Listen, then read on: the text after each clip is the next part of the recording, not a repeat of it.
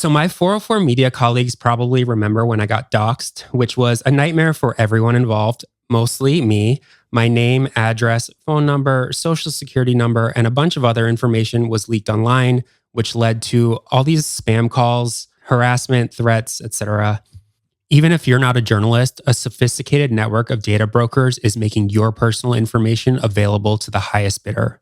I fixed my problem with Delete Me, which is a service that basically looks you up on all these people search websites and data broker websites and formally gets you removed from them. The subscription service removes your personal info from the largest search databases on the web, helping prevent potential ID theft, doxing, and phishing scams. I'm a real Delete Me customer. I've been using it for more than 5 years. Sign up is so easy. You just go to their website and then they send you personalized privacy reports showing you what info they found, where they found it, and how they got it removed. Take control of your data and keep your private life private by signing up for Delete Me. Now with a special discount for our listeners. Today, get 20% off your Delete Me plan when you go to joindeleteme.com/404media and use promo code 404media at checkout. The only way to get 20% off is to go to joindeleteme.com/404media and enter code 404media at checkout.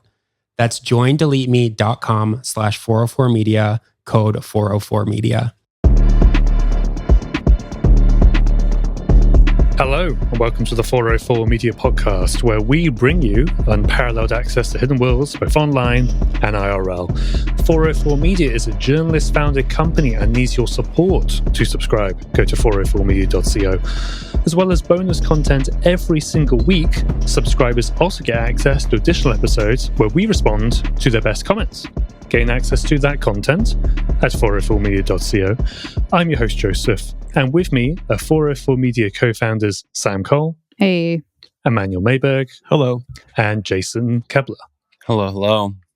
So, real quick, hopefully you're hearing this podcast in time. You should be, because we publish this to subscribers Tuesday evening, and then Wednesday morning, free subscribers get it. But on Wednesday, the 18th, that's tomorrow or today, depending on when you're listening, at 1 p.m. EST, we're going to be having our latest FOIA forum. This is a live streamed event of an hour, realistically 2 hours, we usually go over, where we're going to explain to you how to pry records from the government using freedom of information requests and public records requests. Specifically, we're going to be talking about a story that Emmanuel and Jason did a while back, a company called Massive Blue, who were making these AI personas for cops that pose as college protesters. Really, really wild stuff. So if you want to learn how we did that and how you can replicate those requests, please become a paid subscriber. Or if you already are one, keep an eye out for an email with a link to the live stream. We've tried to put it in a lot of places. You know, I'll put a link into the show notes here as well, and we also tried to put it at the top of the emails as well. And beyond that, Jason, I think you wanted to talk about merch as well. Yeah, we have merch back in stock. Our 404 code tank tops were incredibly popular. So thank you all for ordering them. I ordered a bunch more. We have them in every size. So if you want one of those, you can go to 404media.co and then click merch and you'll see them there. And also, if you pre-ordered them, that means that your pre-order is going out very, very soon. So thank you for the patience there. Should we get into it? Because I believe I'm asking you some questions, Joe. Sounds good. Yeah. So the first story we're talking about this week is airlines don't want you to know they sold your flight data to DHS. This is a really wild story. I didn't know about this at all, that this was happening. Where did you first find the story? So on May 1st, I noticed that Immigration and Customs Enforcement, ICE, had a new contract in these government procurement databases. Basically, what I do is I have a shortcut on my desktop and I'll click it, and every so often I would just check to see the latest contracts ICE has with the government. Or, you know, I've done it for Customs and Border Protection and other agencies as well. It's just sort of what we're covering at the moment. But on May 1st, I saw that ICE entered some sort of contract with Airlines Reporting Corporation. And I'm like, well, that sounds interesting. What the hell is that? And I filed a FOIA.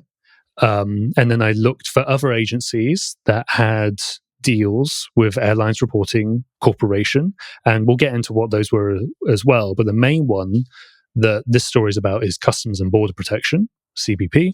I filed those FOIAs. Then ICE actually released some more documents about this purchase of data, and the Lever actually reported that about a week or so after.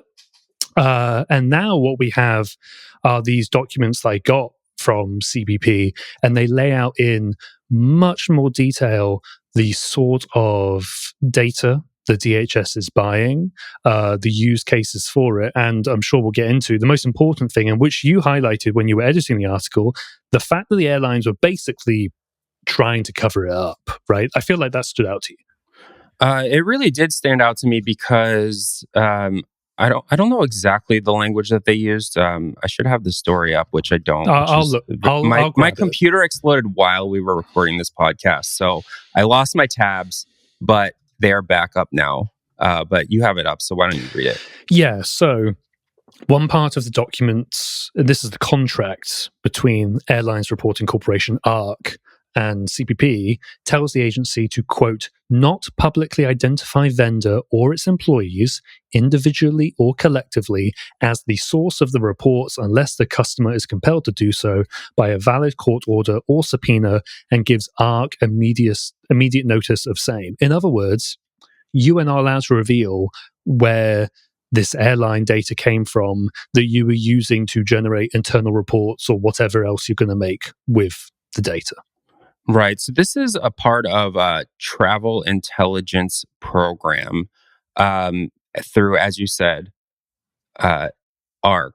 And as I understand it, this is like a company/entity that was spun up by most major airlines in the United States for the purposes of selling customer data, like more or less. Like it is a data broker that is owned by American Airlines. And by American Airlines, I mean United States-based airlines, including American Airlines. And American Airlines. Yeah. Literally, yes. Yeah.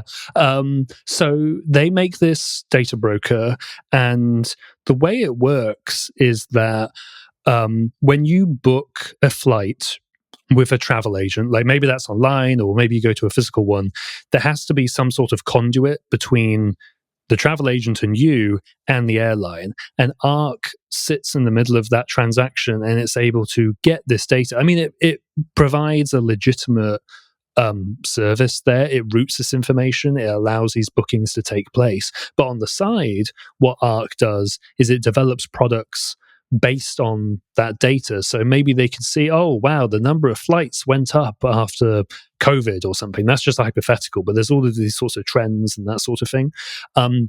But what they're also doing, according to these documents we got and the ones published by ICE, is that ARC has a side hustle, basically, of selling this data to the government. As well. And you mentioned some of the airlines. I mean, there's ones on the board. I'll just double check them. Yes, they have representatives from Delta, Southwest, United, American Airlines, Alaska Airlines, JetBlue, and then you have Lufthansa and Air France from Europe as well, and Canada's Air Canada. And there's a little bit of discrepancy in the documents we got. It says 8 major US airlines own it, and then another one says 9. I think one probably joined over. We just frame it as at least 8 airlines own this data broker. Right. And when you say travel agents, I mean, obviously you were like, if you go to a travel agent, that would be a conduit. But you're talking about sites like Expedia, for example. Really widely used websites. I just want to stress that it's like, this is not affecting only people who are going to a specific travel agent. It's like it's third-party booking services, of which there are many. Yeah, that probably would have actually been a better way to phrase it, like third-party booking services. Yeah, it's not just obscure brick-and-mortar travel agents in your neighborhood or something like that. It's massively popular sites like Expedia, where this data is being essentially harvested from in I think it was the ICE documents, or maybe it was the Customs and Border one that we got. Interestingly, DHS says ARC does not contain data if somebody books a flight directly with an airline, which is kind of interesting because you go, well, it's with the airlines. Won't they just sell it? No, because ARC is not in the middle of that transaction. You're going straight to the airline, you're booking with JetBlue or United or whatever. That doesn't end up in ARC's really big data set of billions and billions of records. And I guess I should say that's passenger names, the credit card used, which I found really interesting. You can search by credit card. And then, of course, the flight itineraries. So you know where someone has been, where they maybe are going to fly that day, or something I find really interesting, you kind of know what they're going to do in the future, which isn't really the case with a lot of data we cover, like location or whatever. It is predicting and showing where someone is going to be at a later date, which is pretty novel. Yeah. I guess I'm curious, like, do we know what law enforcement does with this type of data? Because some of the responses I saw to this article, and I don't think they're good responses, but some of the responses I saw were like, well, you have to show your ID when you get to an airport, and therefore, like, DHS will know that you're going to be there. I also assume there's like some sort of roster or something. I actually don't understand exactly how this works, and I'd be curious to either read more about it if someone's already reported this, or to do more reporting on it. Like, how does DHS know which people are going to be at an airport on any given day? And I would imagine that this is one of the ways, right? It's as you said, they can then predict who is going to be where and at what times, because they have this sort of like future data. Yeah. And I mean, I think an important thing to remember is that DHS is not a monolith, right? Like TSA is going to know who is in an airport at that time because you're showing your ID to the TSA agent and you're literally right in front of them. Like you're announcing yourself basically, right? And they're going to have access to other data along the way there. Other parts of DHS can get this data and potentially in other ways as well. But again, it's not like a one-size-fits-all solution. The reason that Customs and Border says it's buying this data is it's for the Office of Professional Responsibility, OPR, which is basically like its internal watchdog, its internal affairs, that if somebody in Customs and Border Protection is doing something corrupt or criminal or whatever, this internal affairs unit can and is supposed to investigate them. And when I got a statement finally from Customs and Border Protection about this, they said it's just used for that. It is just used for that division or unit to investigate those sorts of people. And that's all well and good. Some people may even say that that's a legitimate and a good use case. But we can't have that conversation until now because we published it and because we found out. And the airlines were trying to cover it up in the first place. You know, like it's really about the sale rather than the use. Well, there's that. And then, which I think we should talk a little bit more about. But then DHS is not the only agency that has bought this sort of data. Like ARC has deals with other agencies as well, right? Yeah. So again, when I first saw the ICE deal, then I did a bunch of FOIAs, and we're still waiting for the vast majority. But beyond Customs and Border Protection, there's a Secret Service, the SEC, DEA, Air Force, US Marshal Service, TSA, funnily enough, and ATF, the Bureau of Alcohol, Tobacco and Firearms. Now, I don't know, maybe SEC is using it for a very different reason to DEA. You would imagine so, because those agencies have completely different mandates. But we don't know specifically what they're using it for yet. And that's why we have all of these freedom of information requests out. And again, maybe it comes back and they're using it for fairly innocuous purposes. Maybe some are using it for much more interesting ones. But the sale is happening in the first place. And, you know, because the data is being sold, there isn't really a legal mechanism there. They're just buying access to it. Right. And I mean, what really stood out to me again is that it's happening through this third party. It's like happening through this umbrella corporation, ARC. again, Airlines Reporting Corporation, which no one has ever heard of that because they have an extremely low profile. And then again, no one has heard of it because in its contract, it says, don't say where the data came from. And that's like one of my favorite things to FOIA. And that's like a really great thing to FOIA if people are listening to this and are interested in it, is a lot of times when companies sign contracts with the government, the company will try to put a non-disclosure agreement into the contract.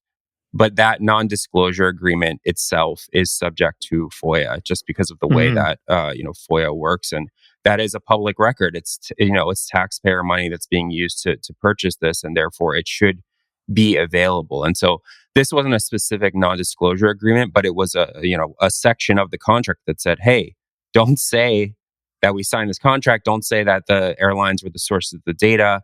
And it's an example of these companies, these airlines sort of like double dipping, like they're getting into, it's just like them finding other ways to monetize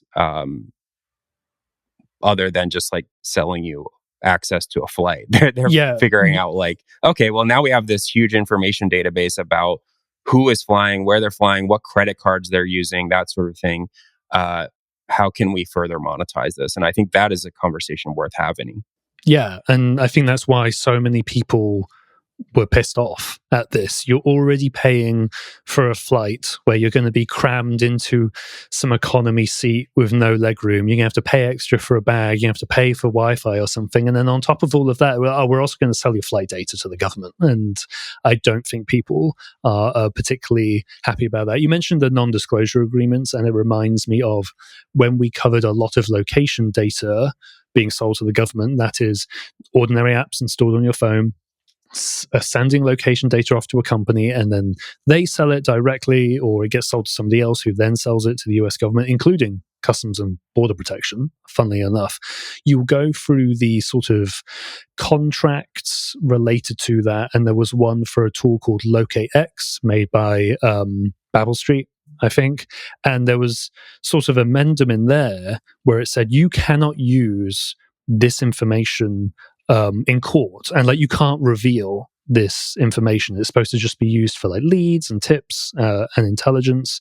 And it reminded me of that, basically, where you have these government agencies buying data, and then there may be no transparency or accountability of where that data came from or how it's being used by design. And I guess that also leads to that. I feel it's obvious, but almost to stress it, this isn't being done with a warrant. I don't think you necessarily need a warrant to get flight data ordinarily, but this isn't just talking about one or two flights. It's talking about Customs and Border Protection and potentially these other agencies buying bulk access to billions of people's flight records that then they can search through basically at their own whim. I didn't see anything in the contract that says you can only use this for national security. You can only use this for combating terrorism or something like that. I didn't see any disclaimers like that in the contract. So at least theoretically, until we get more information, it's kind of up to the customer to do what they want with this information. And we see that when law enforcement agencies buy data, because that's exactly why they're buying it. They want to be able to do what they want without the legal processes in place. Right. This came up in the context of some of our flock reporting, which I'll just like quickly run through. But a few commenters on our website were saying, well, why don't the cops need to get a warrant to search, for license plate data or whatever? And the argument that one would make is like, you don't have an expectation of privacy when you're in public. There is nothing stopping a cop from standing on a corner and writing down the license plate of everyone that drives by.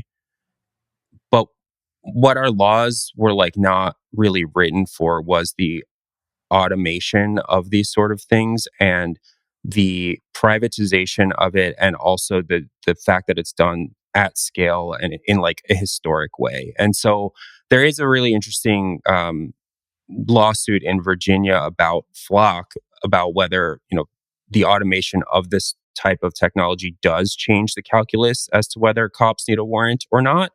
and we're going to be following that. But basically, it's like you can stand on the corner and look at a license plate, but can you stand on every corner of every street at the same time with an automated camera, take a picture, log that into a database, you know, make a historic record of where a specific car has gone, and do that all over the entire country all at once? And that's a little bit like what we're talking about here, where as private companies get more and more into surveillance, they are deploying technologies and they're doing things that are allowing for like really big, like large scale mass surveillance. And then because the cops are buying access to these databases, the cops feel like they don't need a warrant because the police themselves are not the ones who are doing the surveilling. They are like buying access to a commercial product, and then the commercial company is the one that's actually like doing the surveillance. And I think that's a little bit like what's happening here, and like what we've seen over and over again with, you know, social media monitoring companies, with, you know, data brokers in general. And I do think it's like a big flaw in our privacy laws, and something that, you know, we need to talk more about. Yeah, absolutely. I guess last thing on this is, you know, future reporting, future FOIAs on this. Like, what are you looking into next here? Yeah, it's really just waiting to get back those contracts from those other government agencies. Also looking into whether local police have access. One part, when I originally wrote this story, it was focused on the contract says Customs and Border Protection are using this data in part to support state and local police, which is obviously very interesting. We were right when you edited to bring basically the cover up higher up into the story, but I find that very, very interesting. Do local police have access to this? I mean, I think that would be crazy, but I've seen some pretty wild things over the last few years. So there's that. There may be more emails about it and that sort of thing. And yeah, just who has access to this data on a wider scale, really. All right. Should we leave that there? Yeah, let's leave that there. When we come back, I beat you. After the break, we will talk about AI bots that are scraping museum websites, open libraries, archives, etc. It's a story by Emmanuel. We'll be right back after this.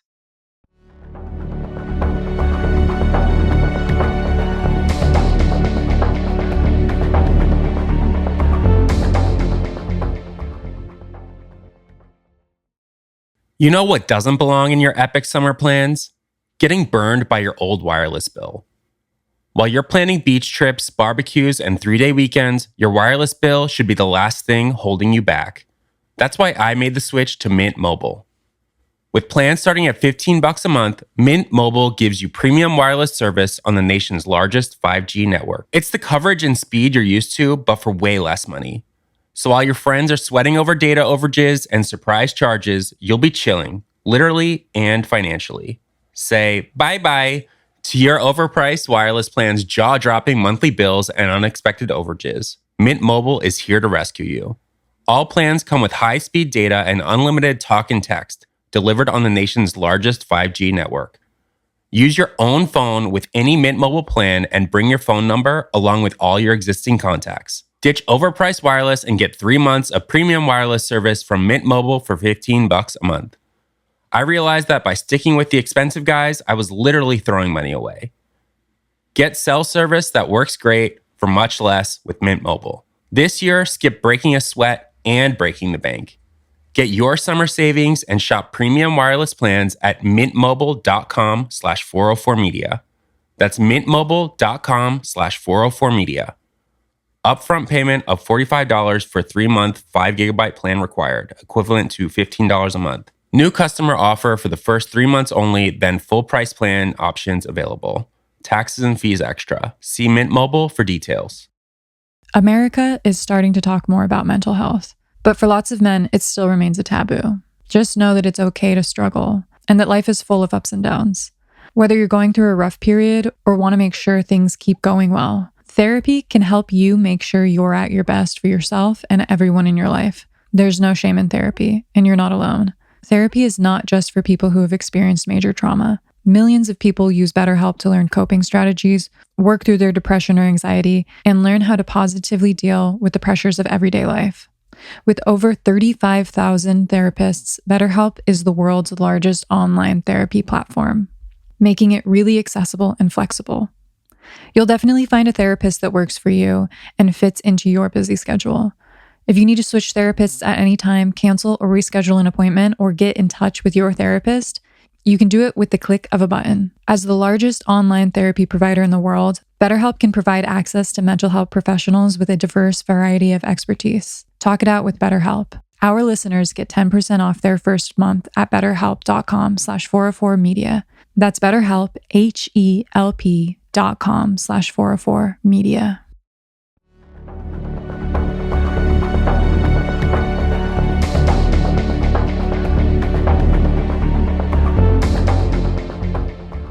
All right, and we are back.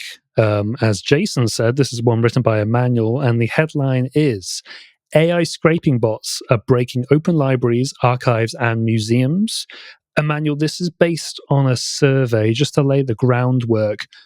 Who made this survey and what did it find at a high level? And then we'll get into some of the really interesting specifics. So this was written by Michael Weinberg, who works at NYU at something called the GLAM-E Lab. And that is something that NYU and the University of Exeter work on together. And it is basically an organization that helps small libraries, galleries, archives, and museums take their collections, digitize them in some way, and make them available for everyone online for free.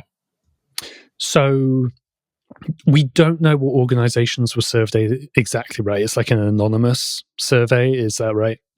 Yeah. So we have heard anecdotally, and it's something that we've reported on before, that AI scrapers, which are these bots that kind of troll across the internet, look for valuable training data, and then hoover it up so they can train AI models, are flooding all these open resources with too much traffic, more than they can handle, and taking them offline in some cases. And you hear about that happening at this library or that museum or this collection. But this is the first attempt by someone to like quantify the problem and see how widespread it is. And the bottom line is that it is very widespread, but there are some limitations that Weinberg acknowledges in the study. First of all, he invited as many organizations as possible to participate. Only 43 of them participated, and it's possible that they are self-selecting in some fashion. But what do you mean? What do you mean by that? By it's possible that some museum or some library saw the request and was, befuddled by it. And we're like, "What are you talking about? We don't have this problem," and didn't respond. And obviously, if the library did experience something, they did. They chose to participate. Right. So those 43 respondents, which we can talk, in some more detail about the data, but they're anonymous, so they can speak more freely about what they're seeing and share some more private data and analytics about like how much traffic they're getting and what is knocking them offline. And I would say most importantly, and I think this would probably be familiar to you from security reporting, they don't want to be too specific about who they are and what they're doing to stop the AI scrapers. So the scrapers don't learn about the countermeasures and then can better circumvent them. So yeah, that's kind of who's involved in this and why they're anonymous. Yeah. Do we have any idea what sort of scrapers or specific scrapers we're talking about? Like, are we talking about ChatGPT or anything like that? Or do the libraries not know and that's part of the problem? You know what I mean? There's also an attribution problem, right? it's hard to say for sure. Some of them, so the report doesn't name the specific scrapers, but we do know from experience that not Anthropic, Perplexity, for example, in the past has been caught ignoring robots.txt, which is this file that site owners can put in their website to tell bots not to scrape it. And in the past, this was sort of like an accepted norm that was respected, but increasingly, as this training data is becoming more valuable, they're ignored. And like Perplexity is one that has repeatedly ignored robots txt. Others self-identify whether they ignore the robots txt file or not. They self-identify what the bot is, and other times the organizations can make a guess based on the IP ranges that are hitting them. They're like, oh, these IP ranges are clearly coming from Alibaba. So it's safe to assume that Alibaba is scraping this website for AI training data based on the behavior, but it's hard to say for sure. It's possible that somebody is using Alibaba infrastructure, but it's actually a different company. Yeah. So what's some of the impact? You say that like some get knocked offline or maybe take themselves offline. Somebody here has used a quote of a DDoS attack, comparing it to that. Like, what's some of the concrete impact that these scrapers are having on like these open databases and archives and kind of ruining it for everybody? Yeah, so one interesting thing about the report is that in the vast majority of cases, the only reason that an organization knows this is even happening is because their services are degraded to some noticeable degree. The site slows down, it's not accessible at all. This was just a coincidence, but last week, I think on Friday, University of North Carolina, Chapel Hill, which is a big university, a research university, has a very robust kind of online library full of books and papers, and is something that students use, teachers use, just the public can use. And they found out that this was happening to them because nobody could access it, which is very disruptive to the organization and the student and the teachers and all of that. And they have a big IT department, and they solved it by deploying some new kind of firewall that, again, they don't want to talk about in too much detail so people don't learn how to circumvent it. But that's sort of like a typical example of how people know that it's a problem. The impact is that these resources that exist for the public, and the whole goal of these organizations and of GLAMI, where Weinberg works, is to make this cultural heritage, as he calls it, available to as many people as possible. That's the mission of the organization. Is like, oh, there's a little museum in France that has like a bunch of manuscripts that you can go see if you visit it, but wouldn't it be great if they just digitized everything and made it available online? And it's like, yes, that would be great. But then that opens them up to these scrapers, and all that data is very valuable now. So the impact is that the public no longer has access because it's being hoovered up so aggressively by all these different AI companies. Yeah, like people want this data to be accessed by the public for the reasons you just laid out. But it seems that the trade-off is you make it publicly accessible, you get swarmed by all of these bots, which are going to degrade the archive and, potentially knock it offline or whatever. Is there basically nothing to be done with that trade-off? Like, is it sort of, I mean, this is a bad way to put it, but like the cost of doing business, because it's not a business, but you see what I'm getting at. Like, is there just nothing to be done, or what? So there are things that people can do.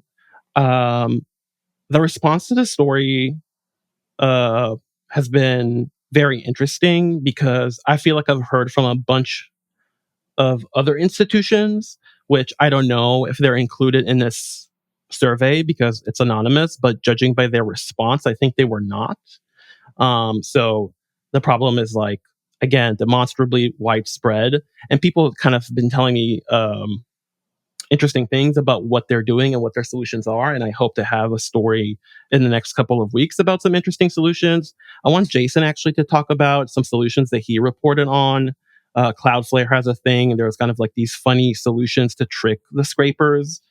But I also like to talk about this tension.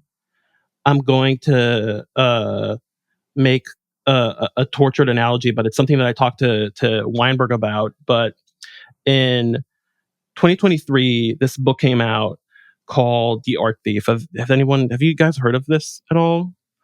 Really great book, nonfiction. It's about one of the most prolific art thieves in history. He worked in the early 2000s in Germany and France, and he stole more than 200 pieces.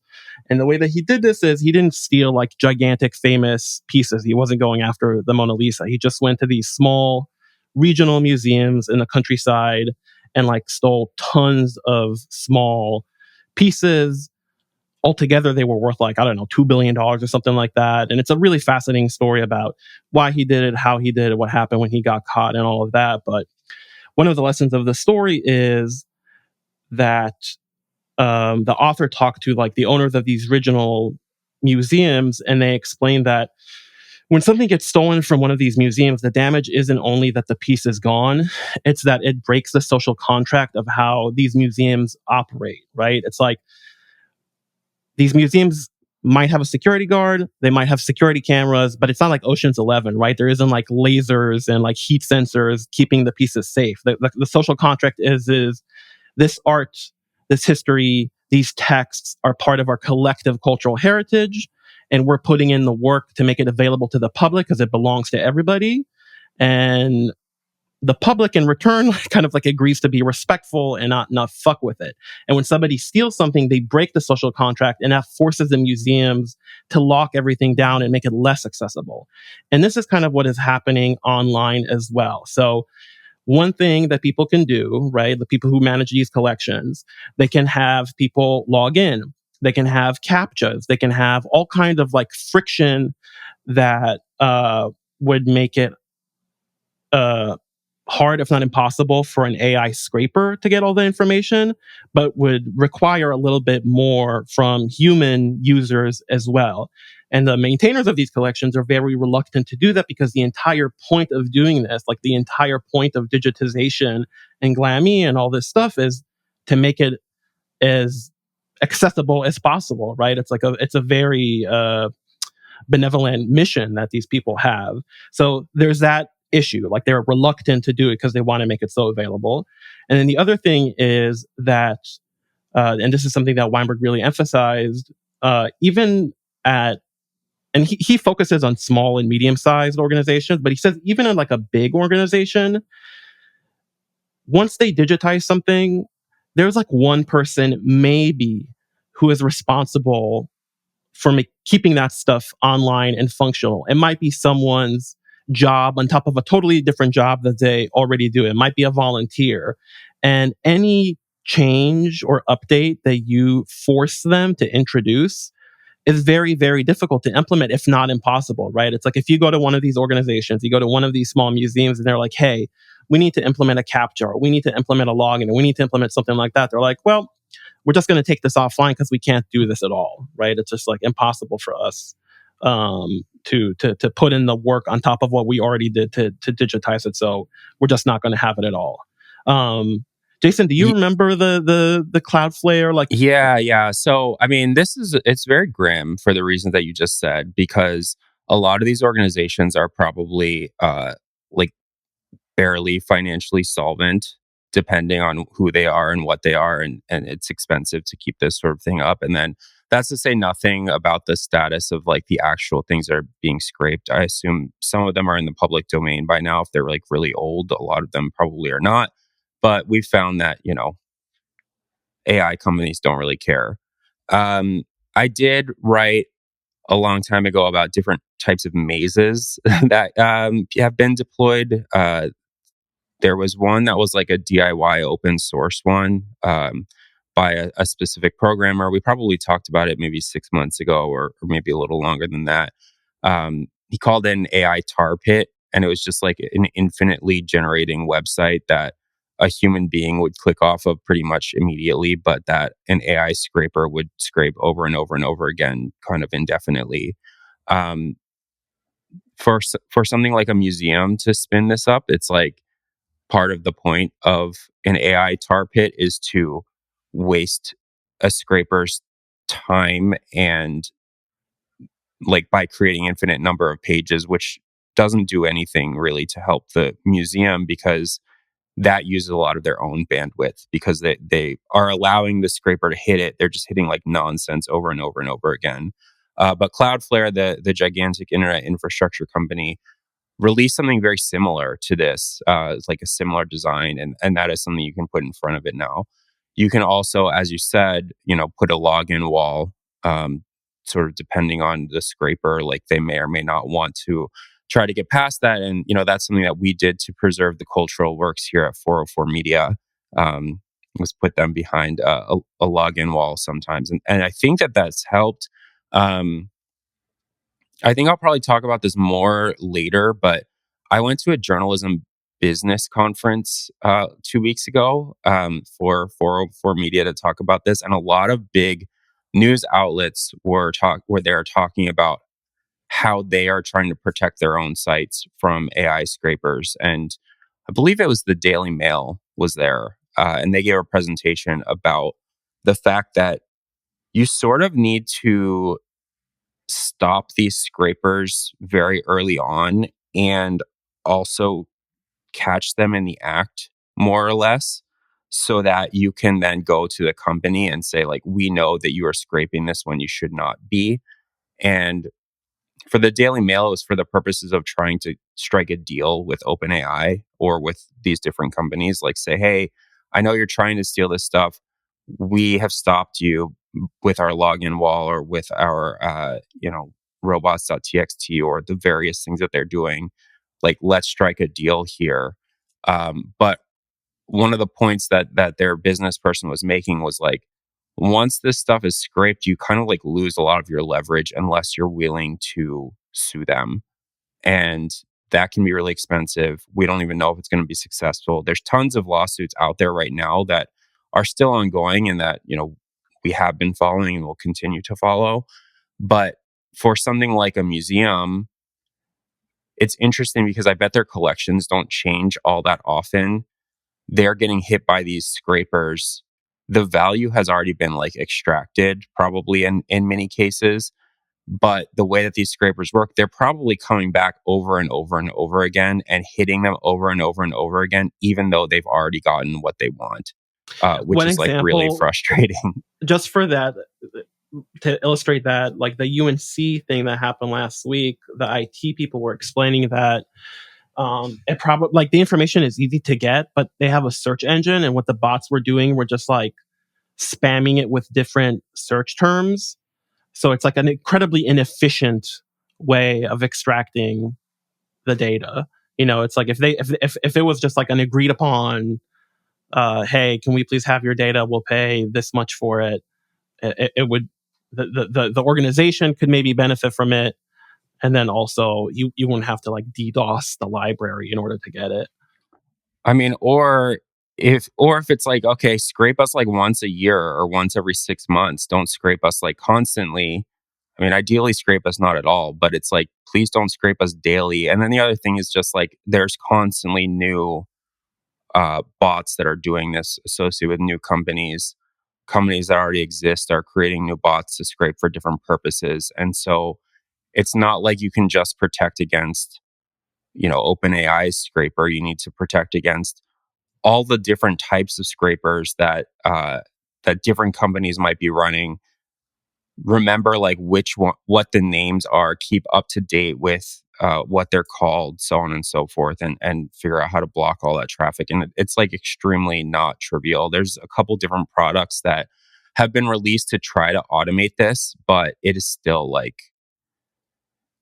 it's a permission structure that's like really fucked up because it's opt out, not opt in, and you don't even know like what you're opting out of because there's constantly new ones that you have to think of, and there's like new strategies that the AI companies are using to circumvent robots.txt because they don't care for the most part. Yeah. And opting out is, as you say, not straightforward. You have to like fight for that through technical or potentially legal means. All right, that was fascinating. I'm definitely interested to hear what else we find about that. If you are listening to the free version of the podcast, I'll now play us out. But if you are a paying 404 Media subscriber, we're going to talk about the frankly casual surveillance relationship between ICE and local cops, and that's according to internal emails that Jason got. You can subscribe and gain access to that content at 404media.co. As a reminder, 404 Media is journalist founded and supported by subscribers. If you do wish to subscribe to 404 Media and directly support our work, please go to 404media.co. You'll get unlimited access to our articles and an ad-free version of this podcast. You'll also get to listen to the subscribers only section where we talk about a bonus story each week. This podcast is made in partnership with Kaleidoscope. Another way to support us is by leaving a 5-star rating and review for the podcast. That stuff really helps us out. Here is one of those from Spell Checker. The 404 team does a fantastic job at everything they do. Independent journalism for the win. I feel like I may have read that one before. I'm sorry if I did. This has been 404 Media. We'll see you again next week.